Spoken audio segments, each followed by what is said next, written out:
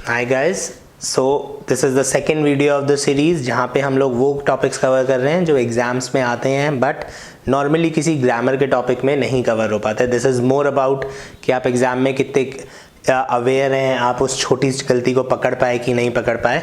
तो आज जो हम करेंगे, हम 3 वर्ड्स की बात करेंगे। अगेन बहुत ज़्यादा रिपीटेड वर्ड्स हैं, ऑन एन एवरेज हर सेकेंड पेपर में एक क्वेश्चन आ जाता है इनका। So let's just quickly talk about these words today. The first 2 words are know and remember. अब ये वाला गलती आता क्यों है एग्जाम्स में? Because of Hindi, right? Because in Hindi पता है और याद करना ऑलमोस्ट काफ़ी हद तक सेम हो जाता है, but in English the difference being मैं नो तभी यूज़ करता हूँ अगर मैं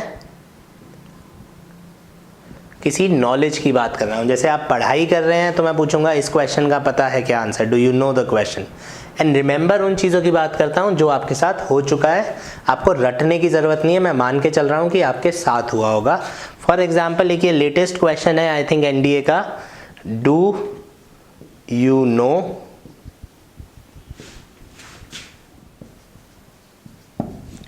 अब इस क्वेश्चन में प्रॉब्लम क्या है, जब ये क्वेश्चन मैं जल्दी से पढ़ता हूँ और मेरा दिमाग इसको हिंदी में समझता है तो मुझे इस क्वेश्चन में कोई गलती नहीं लगती।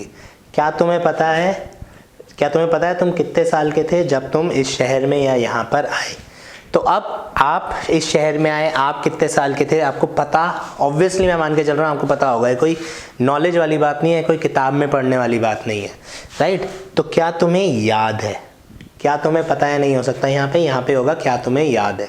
तो इसका आंसर ए हो गया। हमें नो की जगह क्या लिखना चाहिए था एग्जामिनर को?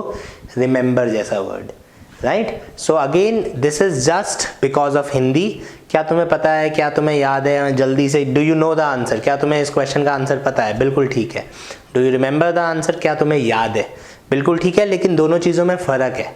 डू यू रिमेंबर मैं स्पोकन इंग्लिश में तब बोलूँगा जब मैंने आपको आज एक क्वेश्चन याद करने को दिया है और आप कल मेरे से मिल रहे हैं, मैं कहूँगा याद है कि नहीं है याद। और डू यू नो में मैंने अचानक से तुम्हें पूछ लिया तुम्हें पता है इंडिया की राजधानी क्या है, तुम्हें पता है यूएसए की कैपिटल क्या है। तो मैंने आपको जनरली पूछा, अब तो मैं क्या बोलूँगा? Do you know. मैंने आपको बोला आज स्टेट्स एंड कैपिटल्स याद करके आएंगे आप, आज आप स्टेट्स एंड कैपिटल्स याद करके आएंगे और फिर कल मैं आपसे पूछूंगा कि डू यू रिमेंबर, कि भाई do you remember the answers, do you remember the Capitals and so on. So spoken English में मैंने आपको, मुझे पहले से पता है, मैंने आपको याद करने को दिया है तो इसलिए रिमेंबर आता है। एग्जामिनर क्या करता है, एग्जामिनर ऐसे क्वेश्चंस लेके आएगा जहाँ पे दोनों में से एक ही फिट हो सकता हो। जैसे इस क्वेश्चन में नो फिट हो ही नहीं सकता क्योंकि आप कितने साल के थे जब आप यहाँ आए हो, ये नो वाली बात ही नहीं है, ये रिमेंबर वाली बात है। So this is the difference between know and remember. The other 2 words are remember and miss. अगर आप लोग हमारी सारी वीडियोस फॉलो कर रहे हैं तो ये हम लोगों ने नॉन कंटिन्यूअस वर्ब में भी किया हुआ है, बट अगर नहीं कर रहे हैं दिस इज द फर्स्ट और the second video that you are watching. So हम बात कर लेते हैं रिमेंबर और मिस में भी हिंदी का ही प्रॉब्लम है। आई वॉज रिमेंबरिंग,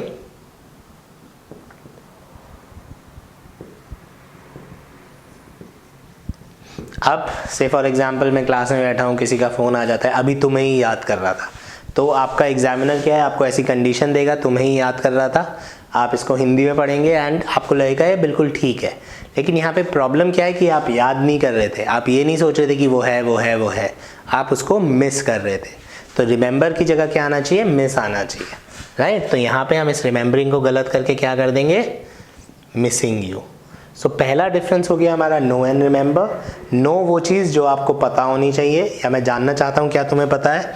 रिमेंबर वो चीज़ जो शायद मैंने आपको याद करने को दी थी या ऐसी कोई चीज़ ही नहीं है, नॉलेज से रिलेटेड चीज़ ही नहीं है। जैसे हमने एग्जाम का क्वेश्चन किया एनडीए का, do you remember how old, क्या तुम्हें याद है तुम कितने साल के थे? तो याद है होना चाहिए, पता है नहीं होना चाहिए।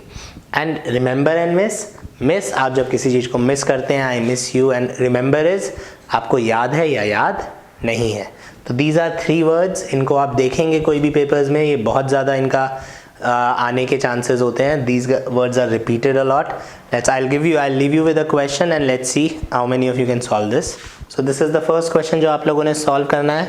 अब क्योंकि मैंने बताया है ऑब्वियसली नो गलत होगा यहाँ पे या नो एरर होगा, बट आप थोड़ा सा हमें ये भी बताइएगा कि नो गलत क्यों है अगर गलत है तो, राइट? तो first of all I need to know the answer, but after that आप कमेंट्स में हमें बताइए कि नो क्यों नहीं आ सकता यहाँ पे अगर नहीं आ सकता तो, right? So this is the question I am leaving you with.